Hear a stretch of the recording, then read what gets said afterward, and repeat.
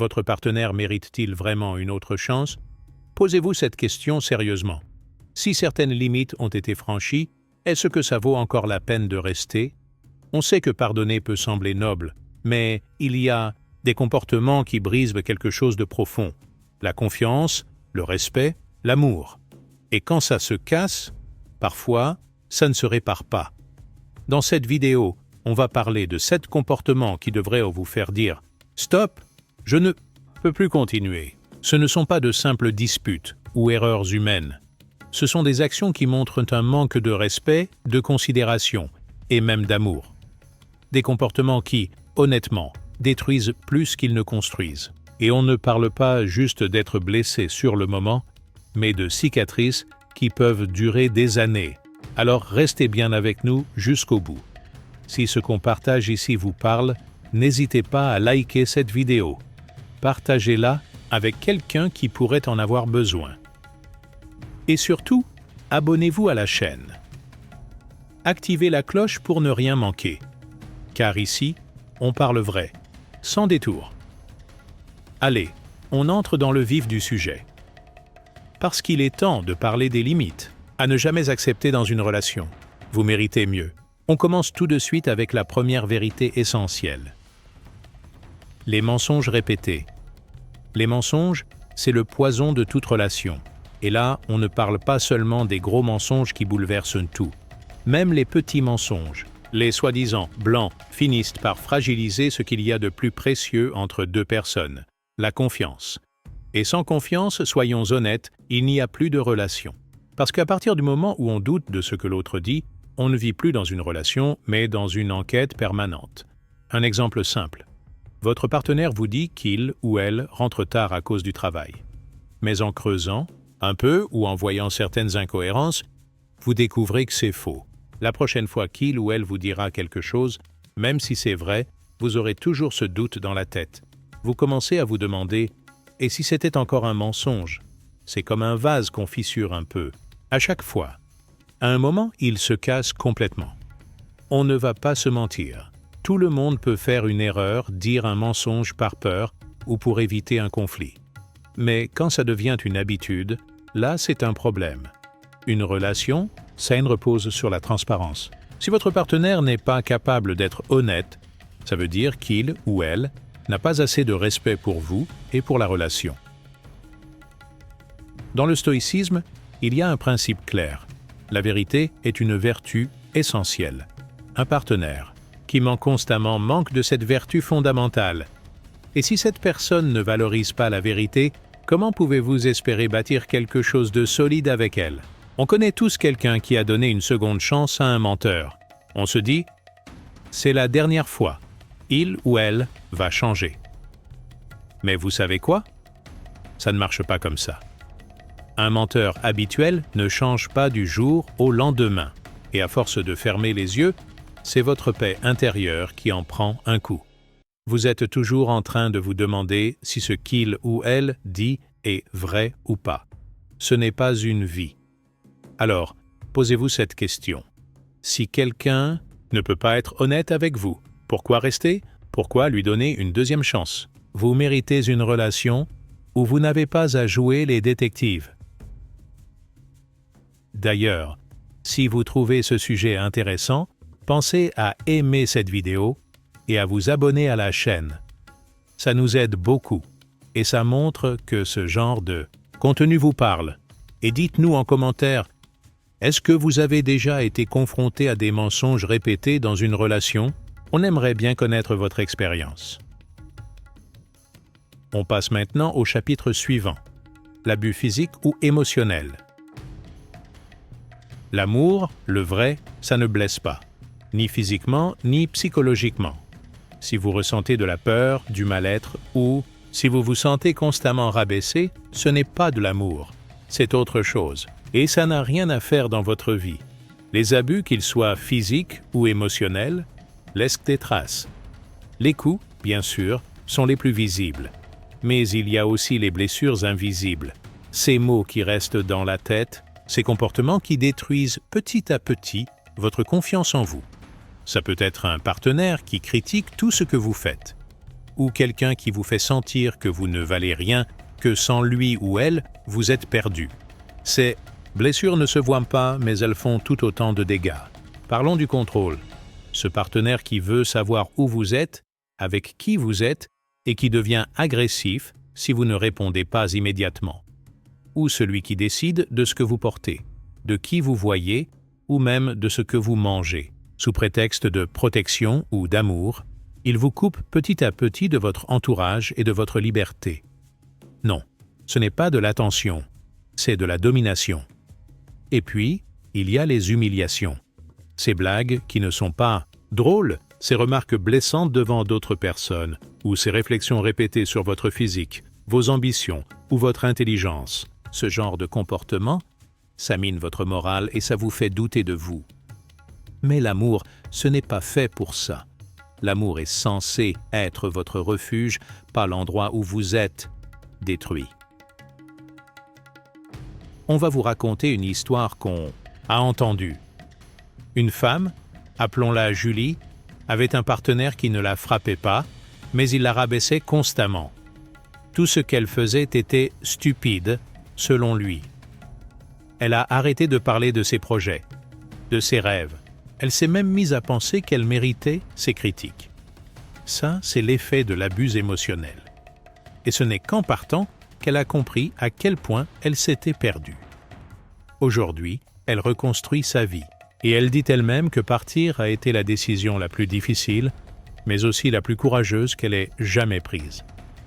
Partir, ça peut faire peur. Souvent, les personnes abusées se demandent « Et si je ne trouvais jamais personne d'autre ? Et si c'était de ma faute ?» Mais écoutez bien ça, ce n'est jamais de votre faute si quelqu'un choisit de vous faire du mal. Jamais. Ce n'est pas une faiblesse de partir. C'est au contraire une preuve de force et de respect pour vous-même. Vous méritez d'être avec quelqu'un qui vous respecte, quelqu'un qui vous soutient dans vos projets et qui vous traite avec douceur, même dans les moments difficiles.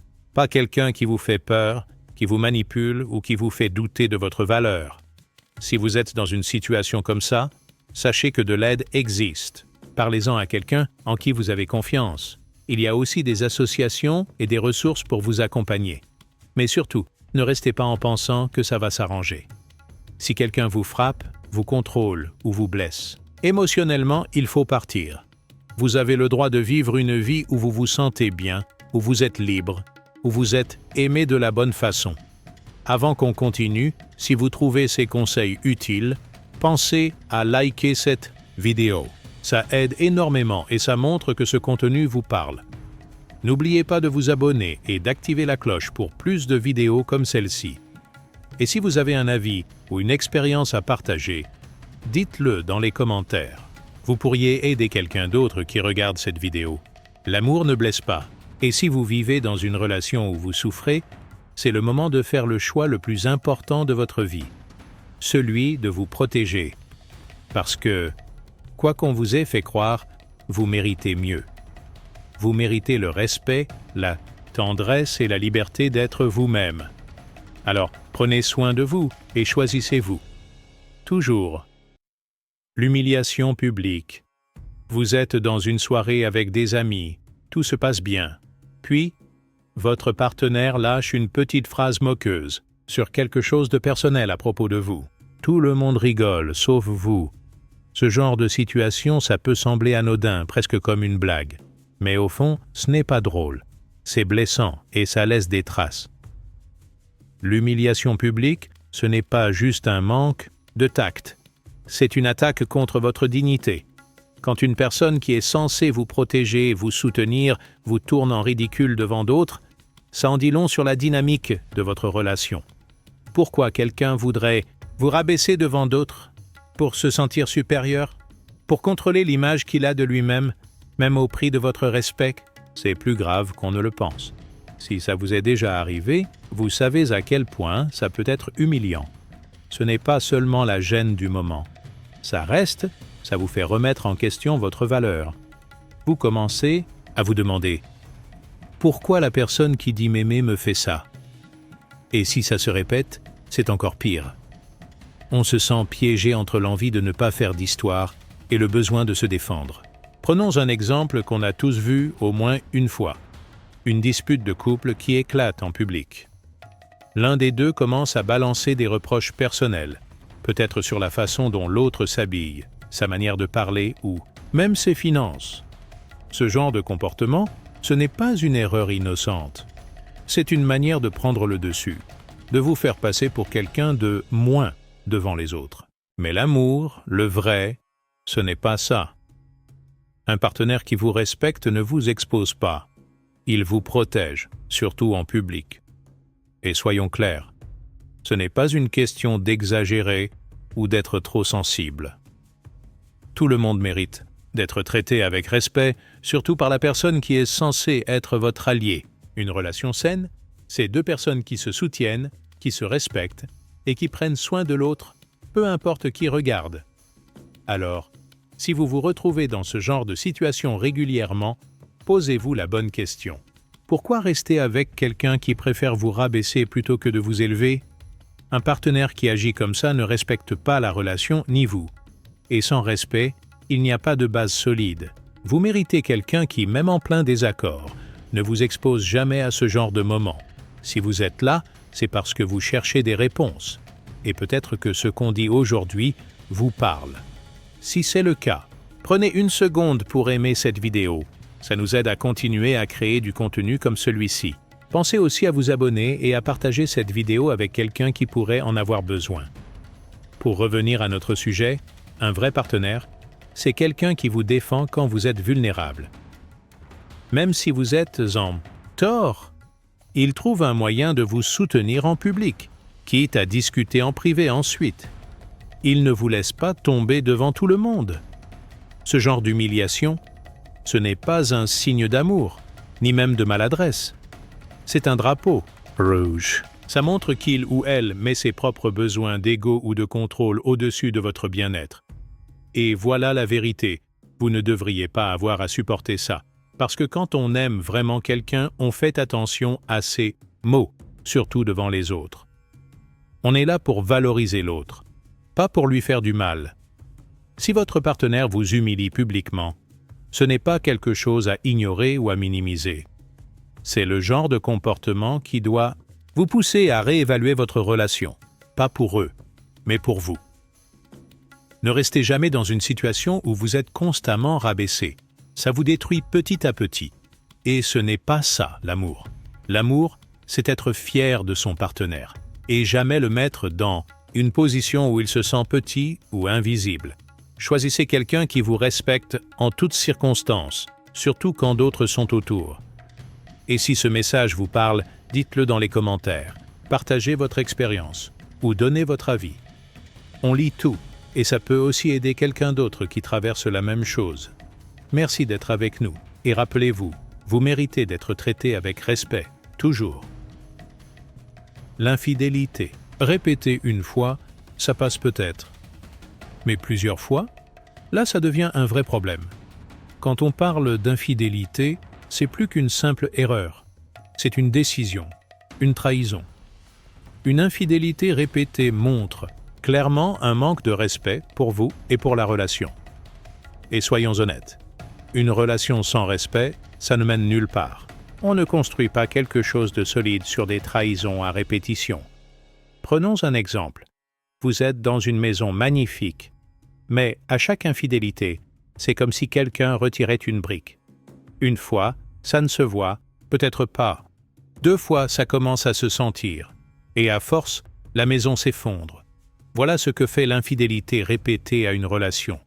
Elle la vide de sa substance. Elle la fragilise jusqu'à ce qu'il ne reste plus rien. Et ce n'est pas juste une question de confiance. C'est aussi une question d'estime de soi.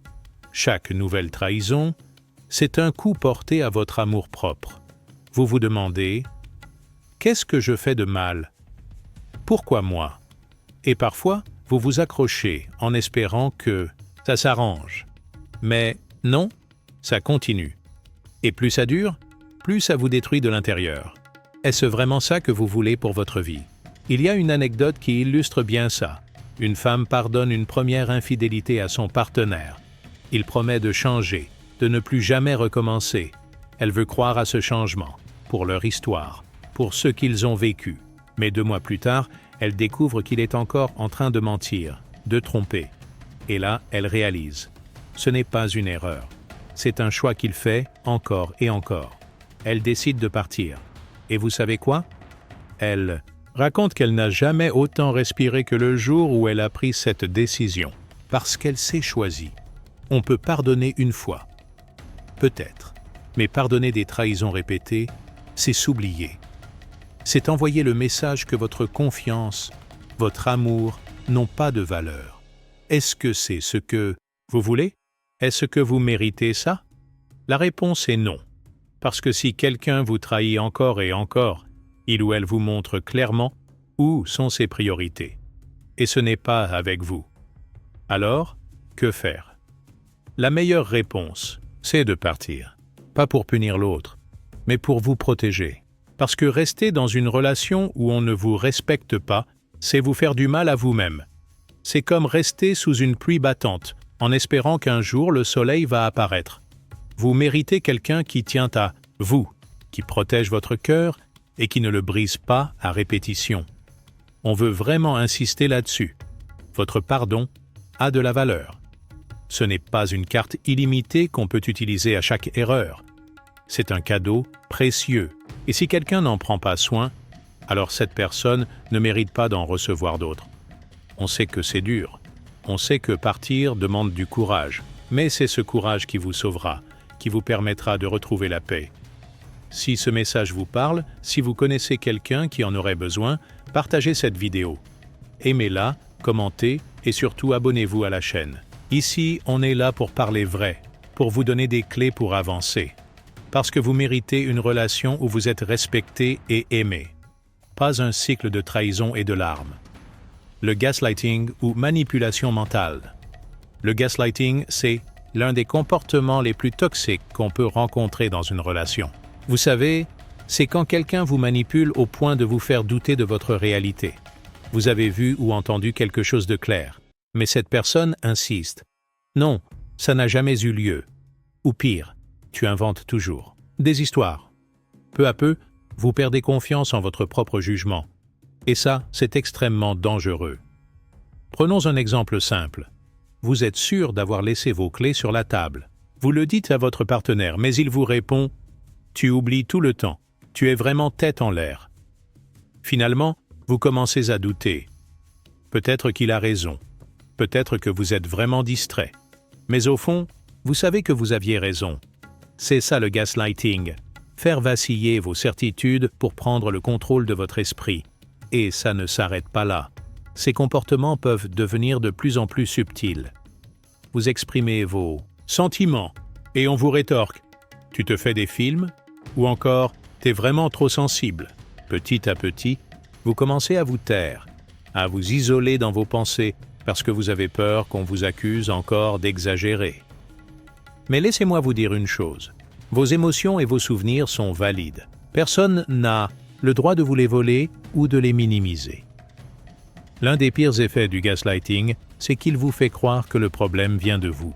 Vous vous retrouvez à vous excuser pour des choses dont vous n'êtes même pas responsable. Et pendant ce temps, l'autre personne garde le contrôle. Une femme m'a raconté un jour qu'elle avait confronté son partenaire après avoir vu des messages compromettants sur son téléphone. Il lui a répondu « Tu es vraiment parano. Tu cherches des problèmes où il n'y en a pas. » Elle a fini par s'excuser de l'avoir dérangé. Mais qui était en tort? Vraiment. Ce n'est pas vous qui êtes fou, c'est cette personne qui manipule la situation. Quand on vit ce genre de relation, on peut se sentir perdu, enfermé dans une bulle où on n'a plus confiance en rien, même pas en soi-même. Mais sachez ceci, si vous commencez à douter de vos pensées, de vos sentiments ou de vos souvenirs à cause de ce que dit votre partenaire, c'est un gros signal d'alarme. Ce n'est pas normal. Une relation saine, c'est quand on peut s'exprimer librement sans avoir peur d'être jugé ou ridiculisé. Alors que faire si vous vous reconnaissez dans cette situation? D'abord, arrêtez de vous remettre en question. Votre réalité compte. Vos ressentis sont importants. Ensuite, parlez-en à quelqu'un en qui vous avez confiance. Un ami, un membre de votre famille, quelqu'un qui pourra vous aider à y voir clair. Et surtout, ne restez pas dans une relation qui vous fait sentir moins que ce que vous êtes. Vous méritez quelqu'un qui vous soutient, pas qui vous manipule. C'est difficile de s'éloigner de ce genre de personnes parce qu'elles savent très bien comment vous ramener dans leur filet. Elles vous feront croire qu'elles vous aiment, qu'elles veulent en votre bien. Mais l'amour, le vrai, ne vous fait pas douter de vous-même. Le vrai amour vous élève. Il ne vous diminue pas. On veut que vous reteniez une chose essentielle. Votre lumière intérieure est toujours là. Même si quelqu'un essaie de l'éteindre, elle ne disparaît jamais complètement. Vous pouvez la retrouver. Vous pouvez vous libérer. Et vous pouvez, surtout, retrouver confiance en vous. Si cette partie de la vidéo vous parle, n'hésitez pas à laisser un commentaire pour partager votre expérience ou poser vos questions. Cela pourrait aider quelqu'un d'autre qui vit peut-être la même chose. Et si vous appréciez notre contenu, pensez à liker cette vidéo, à la partager avec vos proches et bien sûr, à vous abonner pour ne pas rater nos prochains sujets. Vous méritez le meilleur, toujours. Le comportement contrôlant on va être clair. Un partenaire qui veut tout contrôler dans votre vie, ce n'est pas de l'amour.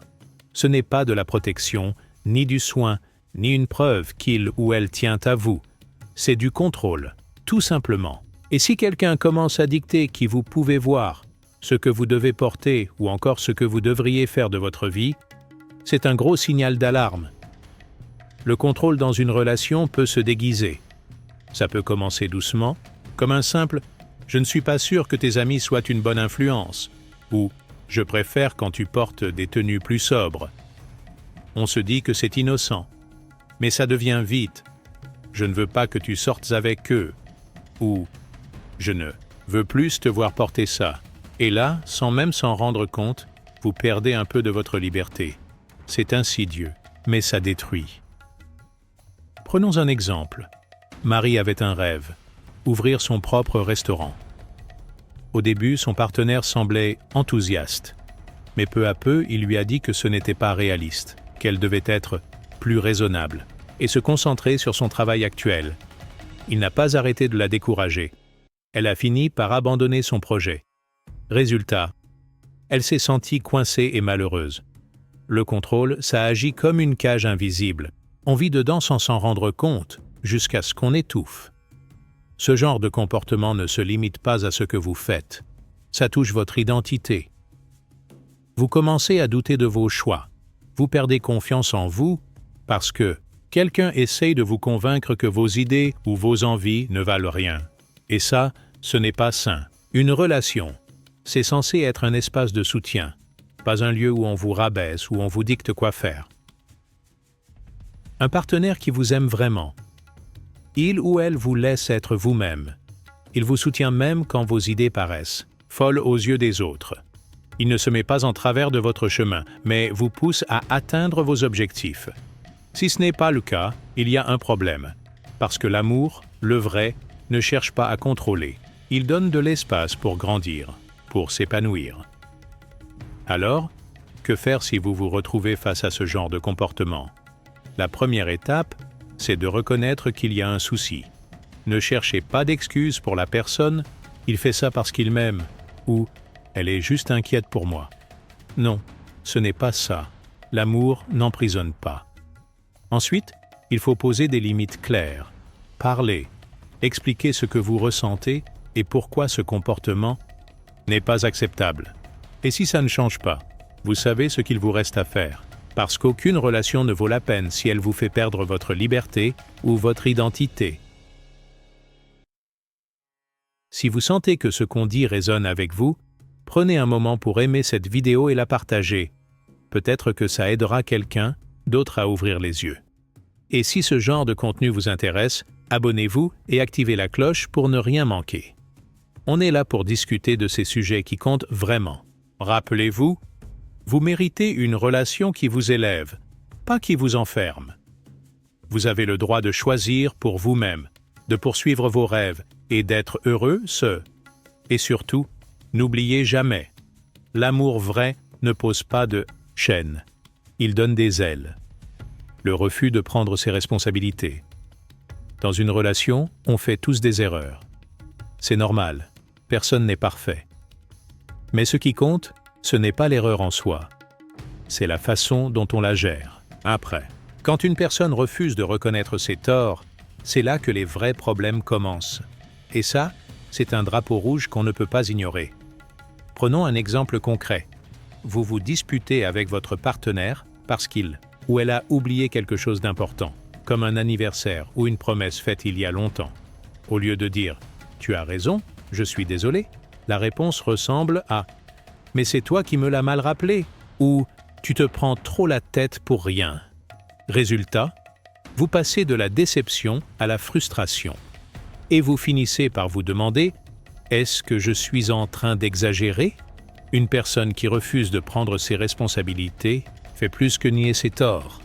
Elle vous fait porter le poids des problèmes du couple. Vous devenez celui ou celle qui doit gérer la culpabilité, résoudre les tensions et même parfois vous excuser pour des choses qui ne sont pas de votre ressort. C'est épuisant. À la longue, ça tue non seulement la relation, mais aussi votre estime de soi. Un autre cas fréquent, c'est quand il ou elle refuse d'assumer les conséquences de ses choix. Par exemple, si votre partenaire dépense de l'argent de façon irresponsable et que ça crée des soucis financiers, quand vous en parlez, au lieu d'avoir une conversation constructive, ça tourne au blâme. Si tu gagnais plus, on n'aurait pas ce problème, ou je le fais parce que je me sens stressé à cause de toi. Encore une fois, aucun effort pour reconnaître la faute ou chercher une solution. Tout est de votre faute, comme d'habitude. Ce refus de se remettre en question crée un cercle vicieux. Les problèmes s'accumulent parce qu'ils ne sont jamais vraiment réglés. Les disputes tournent en boucle et petit à petit, la rancune s'installe. Vous en venez à douter de l'avenir de la relation parce qu'il n'y a pas de progrès possible. Comment avancer quand une seule personne porte tout le poids de la responsabilité? Être dans une relation, c'est être dans une équipe. Et une équipe ne peut pas fonctionner si l'un des joueurs refuse de jouer son rôle. Dire « j'ai fait une erreur » ou « c'est de ma faute » demande de l'humilité, oui, mais surtout du respect pour la relation. Un partenaire adulte et respectueux sait que reconnaître ses torts ne le rend pas faible. Au contraire, ça montre qu'il ou elle est assez fort pour mettre l'ego de côté et travailler sur le couple.